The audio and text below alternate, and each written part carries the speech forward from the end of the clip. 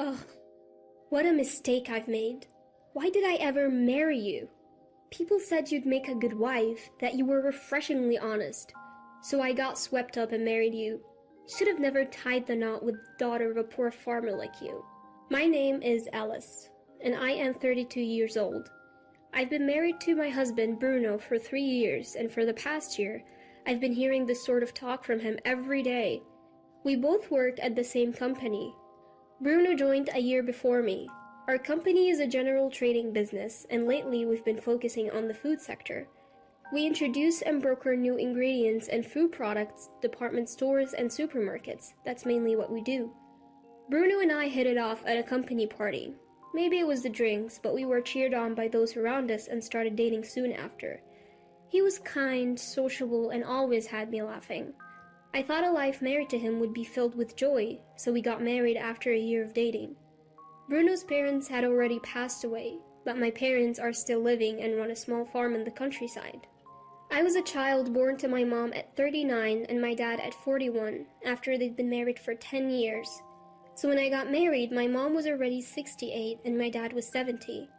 Both were thrilled about my marriage. Bruno was initially very helpful around the house, and we often went out for meals together, enjoying each other's company. However, about a year ago, Bruno's behavior started to change dramatically. He began complaining about everything I did, and our outings together stopped. Although I had doubts about staying with him, I thought of the kind Bruno I'd known when we got married and hoped he'd revert back to that. Plus, I didn't want to worry my parents, who are already over 70. So I held off on divorce. If only your parents had more money, then maybe I could have benefited from this marriage too. They're useless. They'd be better off as fertilizer in a field. Hey, that's way over the line. We're talking about my parents here. I say it because they're your parents. This marriage was totally pointless. I can endure any insults about me, but I can't stand him talking about my parents that way. Though they're considered elderly, they still work hard at farming, sending us delicious vegetables and produce all the time. For me, they are more than just invaluable. They're my lifelines. Compared to my friends' parents, mine are significantly older. That always concerned me. However, I'm truly grateful to my parents who always had me in their thoughts and took great care of me. I've always loved my parents deeply. I've been biting my tongue to keep from upsetting them, the very parents who were thrilled about my marriage. Even after that, Bruno kept bad-mouthing my parents almost every day. I was just about to hit my breaking point when Bruno brought up divorce. You know, being married to someone poor like you, there is no advantage for me. I don't want to waste my life anymore. I get it, then it's fine. I had no energy left to argue. I might worry my parents, but I don't want to be with this person anymore. As soon as I agreed, Bruno, as if he'd been waiting for this, handed me the divorce papers with his name already filled in. I signed them without a word. Once I've packed, I'll leave. You can stay here if you want. Is that okay? Yeah, but change the name on the lease. I don't want to keep paying the rent. I understand. But I decided to move too. Staying alone in a place where I'd lived with Bruno felt wrong, and I wanted to sort out my feelings and start fresh. And so, our divorce was finalized. We still work at the same company, so there is a bit of awkwardness when we see each other. But working in different departments turned out to be a blessing in disguise. When I told my parents about the divorce, they looked a bit sad. Still, they said, "If that's what you've decided, then it's okay. You're the one living your life," was all my parents had to say. Their kind words felt like a lifeline. Being divorced after an office marriage did make me self-conscious, but no one said anything. And with Bruno's verbal abuse gone, I felt relieved. Being alone made me realize how much I'd been holding back. I truly felt it was good that I got a divorce. So, this happened one fateful day. I had some work to attend to in the department where Bruno was. On my way there, I happened to overhear a conversation Bruno was having with a colleague in the break room. "Man, you really hit the jackpot, huh? She's the heiress to prime supermarkets, right? She's totally into me. Can't believe you've been keeping this a secret from your wife for a whole year." Well, I had to be careful. Last thing I wanted is to be slapped with alimony, but it took some time. No matter what I said, she wouldn't bring up divorce. Would have made things easier if she did. You're a piece of work, you know that. Thanks to my daily insults, she accepted the divorce pretty easily, though. I feel sorry for Alice for marrying someone like you. Come on, you can't compare the daughter of a poor farmer to a supermarket heiress. Prime Supermarkets is a major chain that's spread across the US, and our company does business with them. Bruno was in charge of sales for that supermarket. So, to summarize, Bruno had been having an affair with the heiress of that supermarket for the past year. And to keep the affair secret, he had been insulting me, waiting for me to initiate the divorce. Hearing this, it felt like everything went wide before my eyes. I would have felt better if he had just honestly said, "I found someone else, so I want a divorce." I was so filled with shock and anger that I felt like I could explode. But I said nothing and left the room. I didn't want to be known as the woman dumped by Bruno because he had an affair. Feeling so humiliated, I just didn't want to be there anymore. The realization that Bruno wasn't just betraying me, but was also scheming for his own convenience made me so angry. But I chose not to confront Bruno. Sure, I could probably get some kind of settlement if I pushed the issue, but I didn't want the hassle or the gossip. I just wanted to let it slide. The following month, Bruno left the company. I heard he got re-employed at Prime Supermarket's corporate headquarters. I breathed a sigh of relief, knowing I wouldn't have to see Bruno's face anymore. Soon after, I heard rumors that Bruno married the daughter of the CEO of Prime Supermarkets. The female co-workers in my office were skeptical, but the men seemed envious. Apparently, Bruno fast-tracked the wedding because the CEO's mother, Bruno's new grandmother-in-law, wanted to see her grandchildren married off sooner rather than later. I can't help but think it's just a cover story. Bruno's perfectly capable of bending the truth like that. Furthermore, not a single employee from our company was invited to the wedding.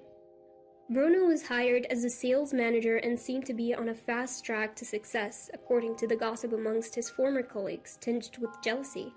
Nothing surprises me anymore. It's probably all according to Bruno's plan. While it's infuriating to think about, my desire to avoid him is stronger. However, that wasn't the end of it. I received a call saying that the supermarket that bought produce from my parents' farm had suddenly cut ties with us. It was Prime Supermarket, and it was Bruno who informed us. What's going on? I had to call Bruno to find out why. My wife doesn't want me dealing with my ex's family, he said. What? She doesn't want any contact with your parents. Call it jealousy, I guess. But that has nothing to do with our business relationship. Maybe, but I can't ignore what my wife wants, and honestly, I couldn't care less about your parents. I hated to grovel to Bruno, but I begged him to reconsider the contract termination. He refused. I never thought it would come to this. My parents love farming. Their greatest joy is seeing people enjoy the produce they've grown. They're getting older, but they're still passionate. I don't want to strip them off of their livelihood. So, I had no choice but to look for a new contract. I tried, but I couldn't find any takers. Then, my company decided to host a food fair. I negotiated to include my parents' produce, and surprisingly, I got an immediate okay. The CEO was excited about their organically grown, carefully crafted produce, especially after tasting it. There was a fee for the booth, which I paid for without telling my parents. On the day of the food fair, my parents arrived, beaming with pride over their produce. Seeing them so happy filled me with joy as well. Then someone approached us. He was a restaurant owner from Boston, interested in using my parents' produce. His restaurants focus on high-quality ingredients, and after tasting the produce, he was impressed. My parents were thrilled. We quickly struck a deal, and I felt a huge weight lift off of my shoulders. 3 years have passed since then. My parents are still working in the field, as energetic as ever. They say they genuinely enjoy this lifestyle. I quit my corporate job and have been helping them for the past 2 years. Though my parents insisted they were fine, I saw the increasing work in sorting and fulfilling orders. It became clear they needed help. I'm happy to work alongside them. On a trip back from delivering produce to a restaurant, I bumped into Bruno. "What are you doing here? I heard you quit your job after I broke up with you." "I didn't quit because of you. I'm helping out my family's farm. We supply this restaurant with our vegetables." "Ah, helping out the poor farmers, huh? Suits you, I guess. You'd be leftover stock at the company just like your vegetables." "How rude you still are." "That's just the truth. Look at the gap widening between us. I am now the sales director at Prime Supermarket, a true elite. While you'll just weather away. I'm actually getting remarried." "What? Who's the unlucky guy? Another broke person?" Ignoring Bruno's continuing insults, I get in my car and leave. I'm marrying Louis, the chef at the restaurant where we supply our produce. We grew close during my numerous delivery trips. He's been raving about our produce, even took the time to visit our farm, and has become quite friendly with my parents. He's always smiling and is as genuine as they come. Somewhere along the line, I found myself drawn to his unguarded smile. But after my last marriage, I thought I was done with the whole idea of tying the knot again. Yet, he's like the sun, gradually melting away my reservations. Meeting Bruno at this point seems like a bad omen, just as I'm about to take a new step in life. Louis knows the story behind my divorce with Bruno, and he was quite angry when he heard it. But at that night, after telling him about running into Bruno, he brushed it off, saying, "Next time, just show him how happy you are." I agree. Besides, Bruno doesn't matter to me anymore. Thinking otherwise would only please him, because that's the kind of person Bruno is. On the day of our wedding, I was in the dressing room when Bruno suddenly appeared. "What? Why is Bruno here?" "What are you doing here?" "I had a hunch. You said you were getting married, and I heard there was a wedding at this restaurant, so I came to check it out." "Why are you here? You're certainly not invited." "I wanted to see this poor wedding of yours." "What?" "I'm just curious to see who the pathetic woman that I dumped is marrying. Though, he'll definitely be less than me." "Your taste is truly terrible." I couldn't help but feel pathetic, wondering if I had really married such a lowlife. At the same time, looking at Bruno's smug face in front of me, I felt grateful we had broken up. "What's the matter? Cat got your tongue? Show me this new husband of yours already." Just as Bruno spoke with delight, Louis and his parents walked in. "Ellis, are you ready?" "Huh?" Seeing Mortimer, Bruno went pale instantly. "Why are you... Ah, Mortimer! You know him?" The moment he heard that, Bruno started trembling, losing all composure. Mortimer, too, looked at Bruno as if just recognizing him. "Oh, you must be... Alice, do you know this gentleman?" Yes, actually." "Is this perhaps Alice's ex-husband?" Well, you see, Hugh. I've heard about the ex-husband from my son, but you're him?" Well, Mortimer, you know this guy." As a matter of fact, Mortimer is the CEO of a major department store. The Prime Supermarket where Bruno works is about to be acquired by Mortimer's department store. It appears the supermarket isn't doing well, and it's been decided it will become a subsidiary of Mortimer's department store. I might have known about this if I were still working, but I had quit 2 years ago, so I had no idea. But why is Bruno here at his ex-wife's wedding? Ellis, did you invite him?" "No way! He crashed it, saying he wanted to see Poor's wedding." "I see. Well, you see, there is a reason." "I'd love to hear the reason." That is... Can't believe this Bruno is you. Never knew you were such a low-class guy." Mortimer spoke in a calm tone, but the low pitch of his voice conveyed his anger. It was the first time I had ever heard Mortimer sound like that. I've known him as a mild-mannered person ever since Louis introduced us over a year ago. But now, facing off against Bruno, he emanated the authority of a CEO of a large corporation, making Bruno look insignificant. What kind of supermarket owner would want a son-in-law like this? And you're the head of sales? Isn't the decline in business your fault? I didn't... Leave now. This is no place for someone like you." Seeing Bruno shrink at Mortimer's words made me feel pity for him. Unable to find any comeback, Bruno left as if fleeing. This is what happens when you look down on others and feel joy about it. If Bruno hadn't intruded like this, maybe no one would have found out he was my Bruno. It's what you call reaping what you sow, I guess. Our wedding was enveloped in a serene atmosphere from beginning to end. It turned out to be a beautiful ceremony. My parents, watching all of this, were shedding tears. I felt like I had finally put their minds at ease. Later, Mortimer told me that the owner of Prime Supermarket claimed that he had no knowledge of his daughter dating Bruno before his divorce. But considering Bruno switched jobs to Prime Supermarket immediately after the divorce and was even offered a position, Mortimer doubted the owner was really in the dark. The owner of Prime Supermarket seems to dote on his daughter and pretty much agrees to anything she says. As a businessman, he's definitely lacking, Mortimer commented. Prime Supermarket became a subsidiary of Mortimer's department store. The executive team was replaced and the former owner was resigned. Bruno left the company as well. Then, out of the blue, Bruno contacted me, asking to be employed by Mortimer's department store, the parent company. I struggled to comprehend what could possibly make him think that that was an option. That's absolutely not going to happen. What on earth are you thinking? Don't say that. Give it a try. I might get divorced if things keep going this way.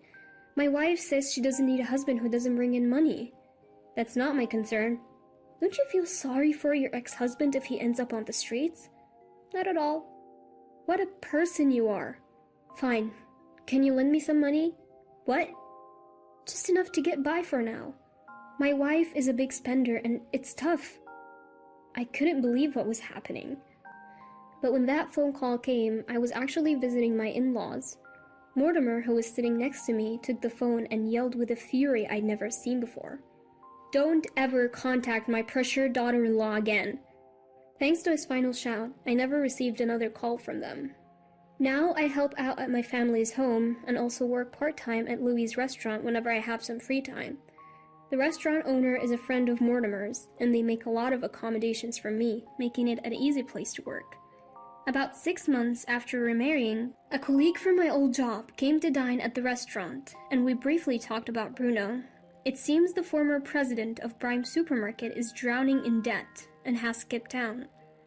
His daughter and Bruno are left dealing with those debts, working from morning to night. Apparently, they blame each other for their plight and fight constantly. Their new apartment is in an older building near my former colleague's home. Apparently, their arguing got so loud the other day that someone reported them to the police. My colleague saw them during that incident and said that they had lost so much weight they were almost unrecognizable, laughing as he told the story. But honestly, I don't care anymore. I don't look back on the past. Besides, our family will grow by one more member come next spring. Both my parents and my in-laws along with Louie are all thrilled. I plan to cherish this happiness.